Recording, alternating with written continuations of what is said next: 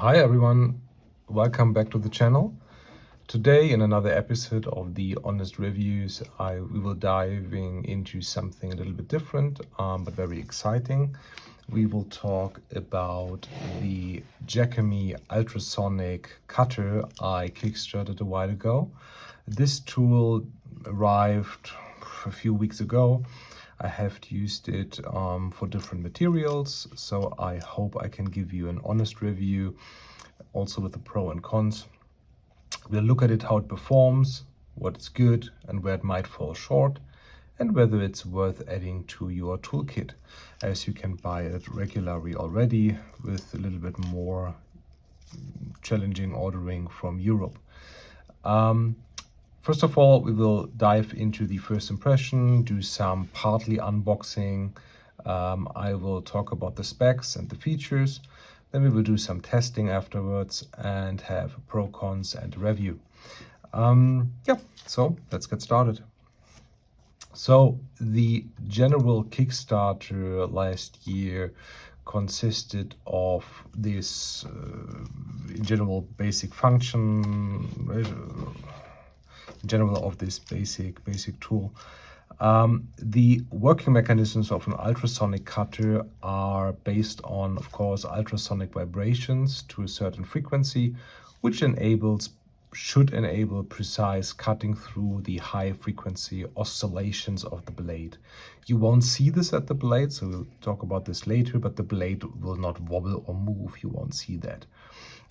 This technology is widely used in the medical and in the industry field, but was quite expensive, I have to say, for the hobby user. And the comparable tools, for example, from Proxon, have been around, I would say, up to 300, 400 euro or even more. So it was something I was never interested in buying. And this little thing came with approximately $70 plus a few additional supplies you can buy. So I thought it, well, even if that might not have the standard of the extensive, more expensive tools, I will give it a try, because for me personally, I just wanted to have something which simplifies cutting scenarios for plastic and resin. So it comes with quite a few blades. I have just ordered a few blades I was really interested in owning. These all came in different angles. You can see this here in the little picture. You have like 45, 30 or 60 fine point blades. These are the 30-degree angle, standard blades, which are usually fine for most of the applications. I ordered quite a few as a backup, because I had no idea how the wear and tear will really lead me to exchange those. In general, I have to say, you can use them for quite a while, depending on the material you are cutting, but it is not really the sharp edge which is cutting, it's really the oscillation. So even if they appear quite blunted, they will still cut okay-ish for most application, but we are coming to this later. They have this marketing aspect of the ultrasonic booster in this little thing, which amplifies the energy of the vibrations to increase or to generate the cutting effect. The ultrasonic transducer built in here generates the high frequency electrical signals, typically between 20 kilohertz and 60 kilohertz. This is advertised as having quite stable 40 kilohertz, so that means 40,000 vibrations per second. So that's all to the background here and to the side infos. So it comes in these ABS case. You have like a screw pad. It's magnetic, and there's also, I missed this one, a little screwdriver. It comes with a few spare parts, also with the spare holder for the blade, and also the screws for the wrench here. That's nice, so you don't have to order it. This is included in the package. What's not included is a specific power adapter coming to, or needing like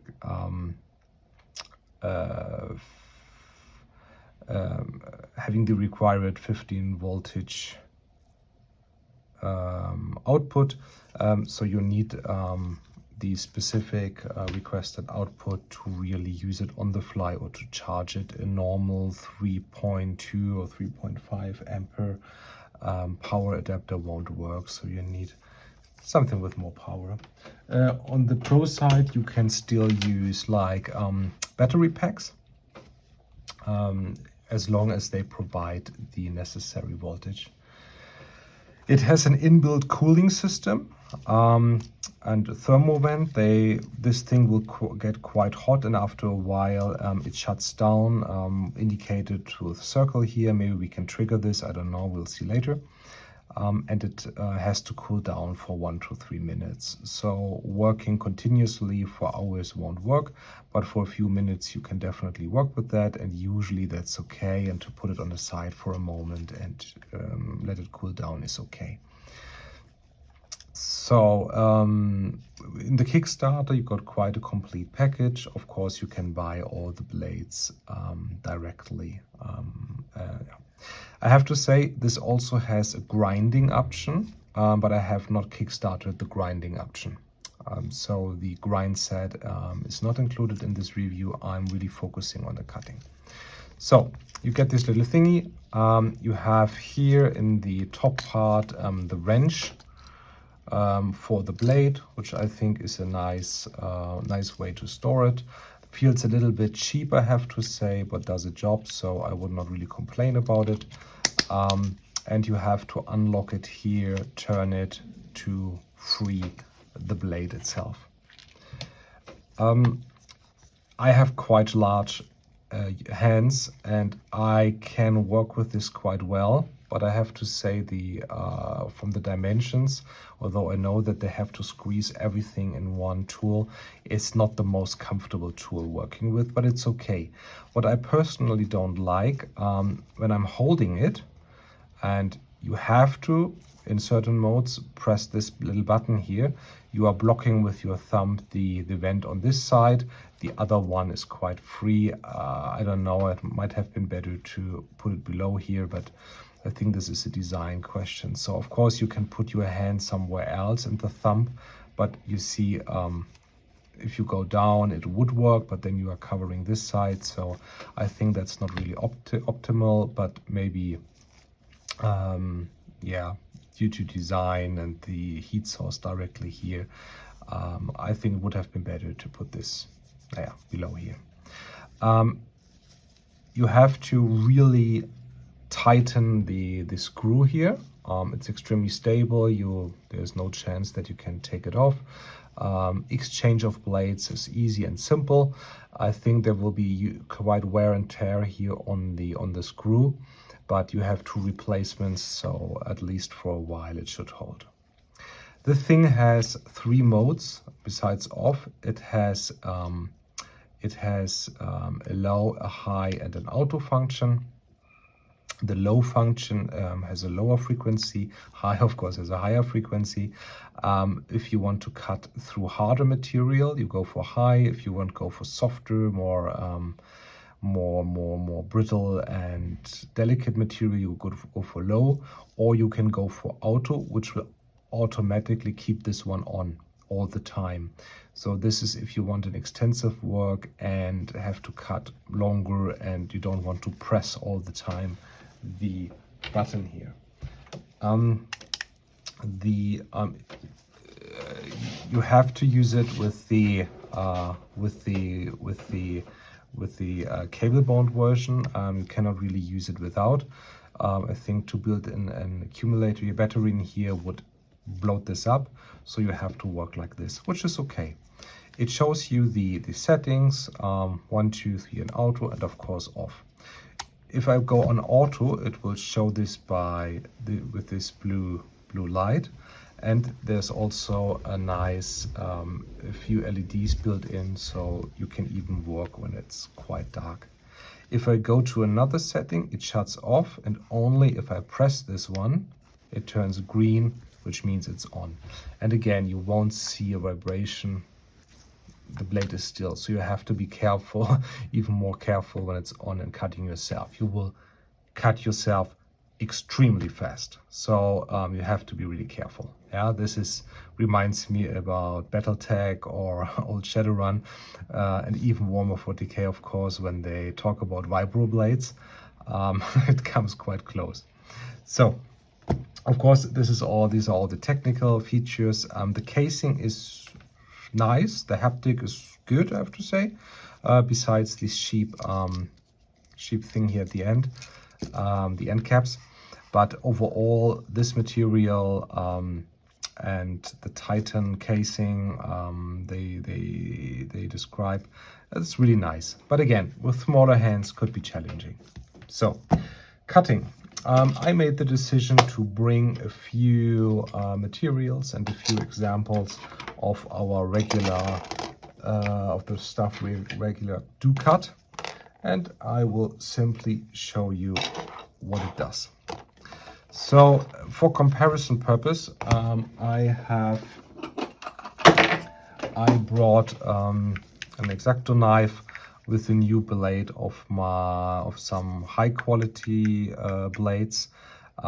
These are really good for material wise, not so cheap, and made in Japan. So this is a really high quality cutter, and I want to give you a feel for the comparison. So let's start with I think personally, and also my interest when I'm not using nippers. Please see my other videos regarding that, to cut with an X-Acto knife.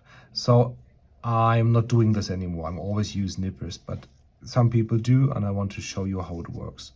So bigger sprue parts like this arm here, and smaller ones, of course, there's a huge difference. When I cut this with a very sharp knife, of course, it cuts easily. Here you see I'm really pressing hard, and bam, that's through. I mean, you know that you are doing this, you're watching this channel because you are most likely somebody building miniatures. So of course it works, but it gets very tedious and you don't get these kind of flush cuts. Nipper is a preference. When it comes to resin, I think this is an old Contemptor Dreadnought, it gets different. Resin is very brittle. Most of the time the resin used in wargaming miniatures, so I will destroy this one a little bit. And if I, for example, want to cut something flush here for a magnet, this is really difficult and absolutely not controlled. No, you see this? It's just like chipped piece here, and a very ugly cut. Yeah, wood, of course. I mean, for terrain building you use wood, but wood is usually an not so common material for wargaming. But of course, I mean, it's a knife, it's wood. Of course, I can cut that. So PLA from a 3D printer, also something people might want to use it. So of course you can cut it, but as you can see, it's more of a chipping and not really controlled. You would either go for a little saw or with nippers as much as possible. Usually for PLA you have the supports you would cut away, but I just want to give you the power, or not the power, the thing has. So yeah, let's go straight to the cutting. So first impression was, well, I go for high because I wanted to have a good cutting experience. I wanted to work fast. And then, to my first surprise, but also to my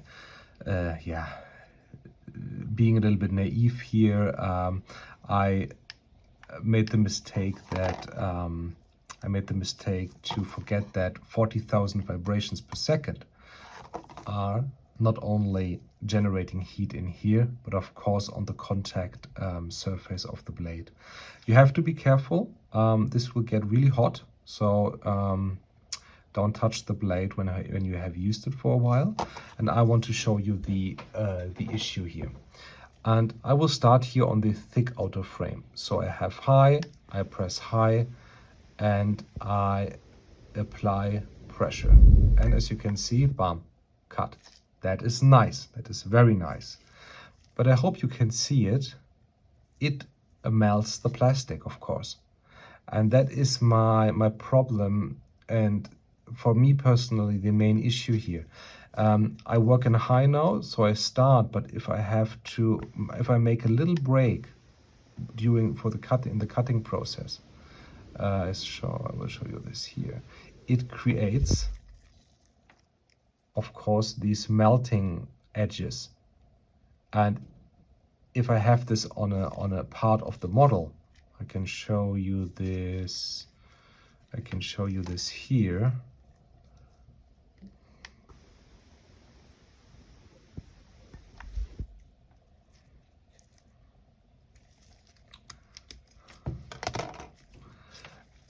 You have, I hope you can see it, you have I will show this later with another camera if this is not working in this video. You have like a melted surface you really have to grind and to fill.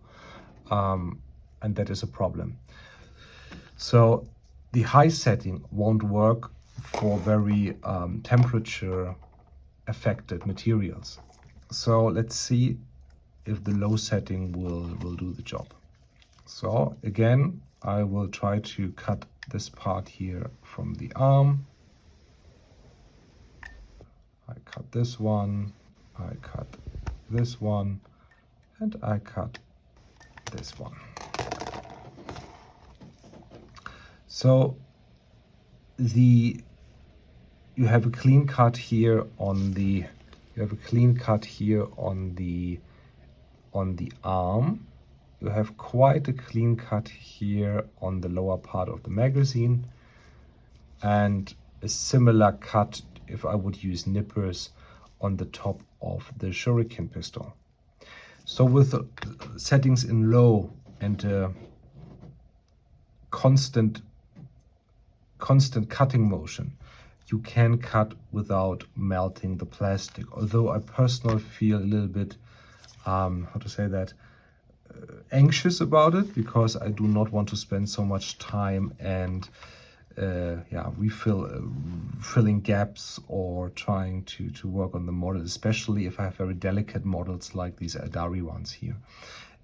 For the purpose of purely cutting material, that's quite a very nice alternative to nippers. But you see, even on the low setting, it creates these melted surface. I hope you can see this clearly here.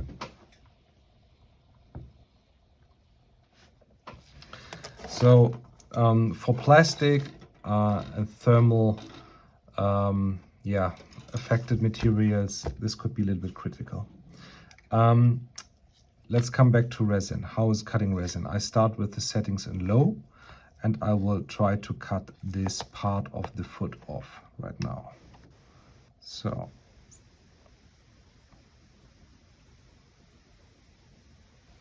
and it very slowly I apply a little bit of pressure. Very slowly it grinds its way through the resin. Again, you won't hear something, it will simply cut. And for resin, you have a very clean cut. No issues at all. Although resin is also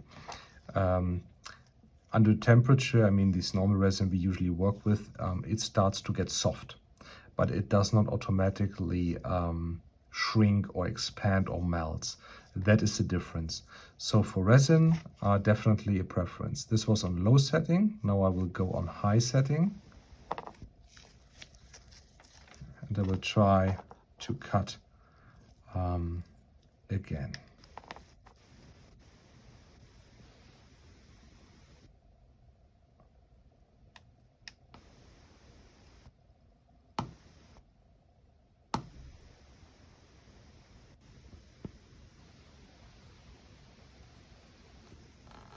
And again, working quite well.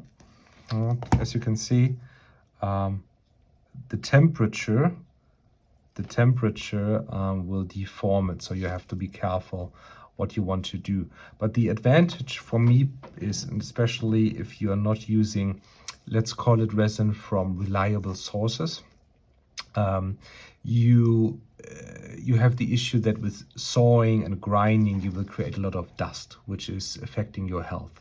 Using an ultrasonic cutter, you don't have the dust flying around everywhere. Also, when you do your own 3D printing, like I do, that is a nice alternative to cut off the supports, to clean the model. There is no shrinking, melting whatsoever, but with the high temperature, you have to be a bit careful not to damage your delicate parts of the model. But I think for resin cutting, it's nice. I mean, this is extremely thick now. No? This was a real solid block. I have this 3D printed base, and that is a totally different story. If I go for smaller parts, it easily cuts into it. And you see the speed, and it's a really clean cut. So still, I would say speed is not my personal issue here. I want to have a solid cutting experience. They advertise it with certain distances per thickness, etc., but I think you will lose some control. So for smaller parts, like this, again, this elder part here, this is now high setting again. It is a very nice alternative, and you have a clean cut without too much melting. But again, clean cut, consistent motion through the material, and you have to definitely test it on certain materials before you start using it, to avoid a disaster in your model. Other materials, wood. Of course, they advertise cutting wood. Again, I can cut wood with an X-Acto knife, but how precise can I cut with this one? So I will try, and I can easily cut through wood. Of course, it burns. No? This is what I mentioned. It burns the material, but this I found quite interesting. So I don't have to saw. It cuts through wood without huge resistance. This is amazing. So it feels like a soft cut with like a, compared with a butter knife through a block of butter. I think that is the felt resistance you have while cutting. Milliput. I use milliput a lot, of course. So let's see. Honestly, I haven't tried this one. So let's see how milliput will work.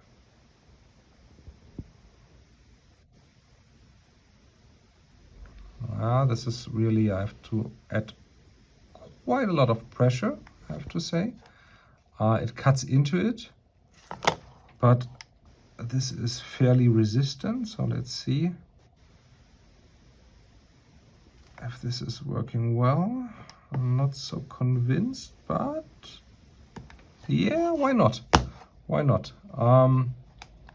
That was, I used much more force.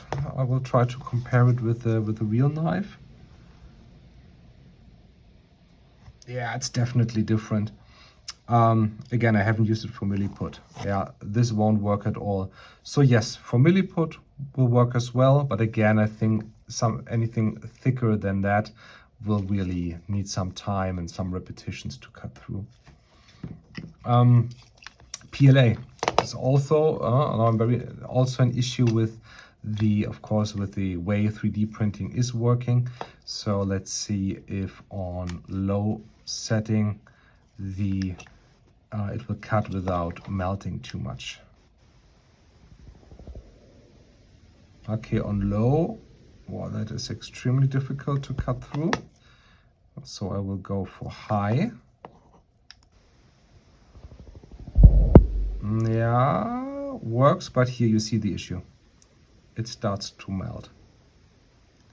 But I mean, that is, of course, the concept of 3D printing. So of course, if you heat it, it will melt. So that's not really a surprise. But it was interesting to find the balance. If I could, let's assume this is a strong, extremely strong support. Can I cut this?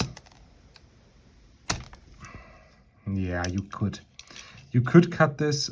It still, of course, melts the surface while cutting, but it still is an. I think it's in the frame of I can work with that.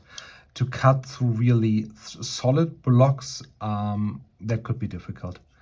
I have to say that, for example, something like this, if I, for example, want to reform this one, I will now go to auto, so it will automatically be on, and I will try to cut through this part. This is the strongest setting. It cuts through this quite easily, but you will see in a second the issue I have now, I mentioned multiple times, it melts the surface, it creates these little bumps. Still, the cut is okay, but again, you have then to grind it and to clean that. But on the other hand, if I would work with a saw, like on a rotary tool, I would create even other heat through the friction. So I think this is still, as long as you go consistent and you go directly through it with a little bit of pressure, it should work. I'm applying quite a lot of pressure now to speed that up, and I'm through. You saw the speed, that is very nice. But again here, this is not really like a very controlled cut. Huh? So, and if I want to go and smoothen that a little bit, and to smoothen that a little bit, I'm now doing something I should not do most likely. And if I go slower, it creates this bubbly molten mess. And again, so for like a rough work or for like prep work, definitely a great tool. For delicate models and situations, here, and by the way, sorry, I'm just seeing this. This is the temperature meter. If this reaches the maximum, it has to shut down for a while. So yeah, so you can work with that on auto for a while. But when I start to work with that, let's see if we can raise the temperature a bit. And again, you see I'm blocking the vent with my thumb. Okay, it's not changing the scale right now. So, but the room is quite cool. Although we have summer, it's very rainy outside, and the room here is not so warm. And yeah, and again, this is what ruins your blade. You know, you have all the residue here, which is difficult to clean up.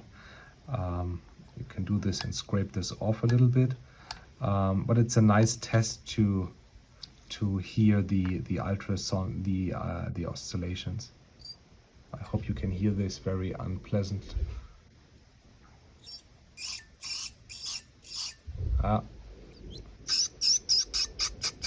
So definitely working. So yeah, I'm shutting this off for a second. That is the Jakemy Ultrasonic Cutter. I hope that gave you an impression and about the different materials. I can still show you rubber. I mean, of course, I can cut rubber also quite easily with my X-Acto knife, so it's not a big issue. So is there an advantage using that or using an ultrasonic cutter to do that? Well, it is, because you can be much more gentle. You can be just much more gentle. You don't have to apply a lot of pressure. And that was the original purpose of ultrasonic cutter. If you have, in the industry, you have materials which you can compress when you cut and they will deform.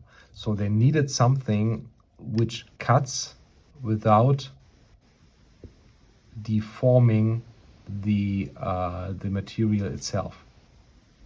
And that is one of the big advantages of ultrasonic cutting. So brittle, flexible materials can be cut extremely easily. but thermal effect or materials like 3D printing stuff, which is sensitive to heat, this is an issue. And unfortunately for us as wargamers or miniature builders, most of our material is affected by temperature. So to a certain extent, definitely useful, but again, it depends on the circumstance and your projects. So shutting this off for a second, and I just take a moment. Yeah, it's quite hot, I have to say, although it was now resting for a while. So really something to be careful about. And that's then back to the original state. So conclusion. I would say for that price of it, definitely very interesting. I mean, it's just like approximately 80 to 90 dollars. It might be different a little bit when you have to buy the power adapter to run it. Although if you have something at home which gives the same output, you wouldn't have to invest that. You just need a mobile power supply with like 15 voltage, so 2 ampere to run this. For that price, I would say very interesting.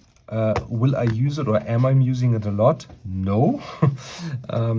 Again, I use my nippers, as I can control the cutting easily. I don't have to issue the temperature, and I still have to do some fine sanding afterwards.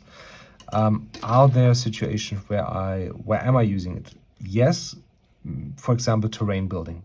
For terrain building, where you can be quite rough and you have to cut quickly and you don't want to have the saw and the nipper and the cutter, it's really useful.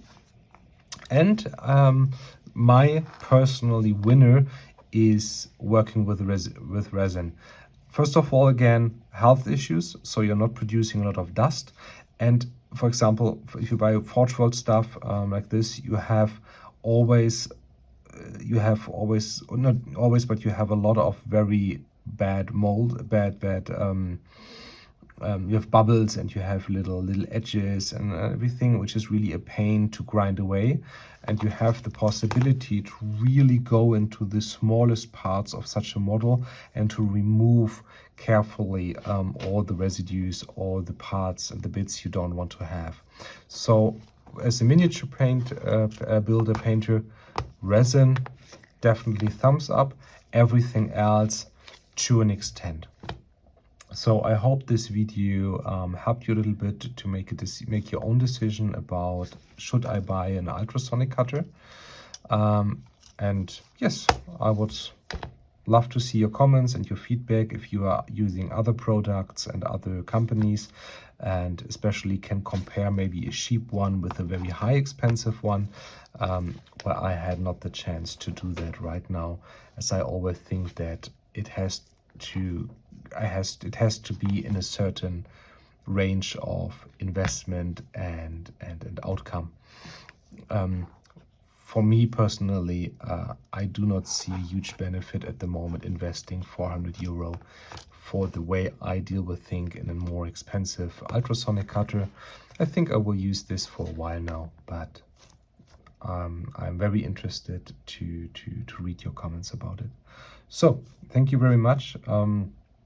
I hope this helped you a little bit, and if you're interested, I will try to upload new honest reviews about especially Kickstarter products for miniature gaming soon.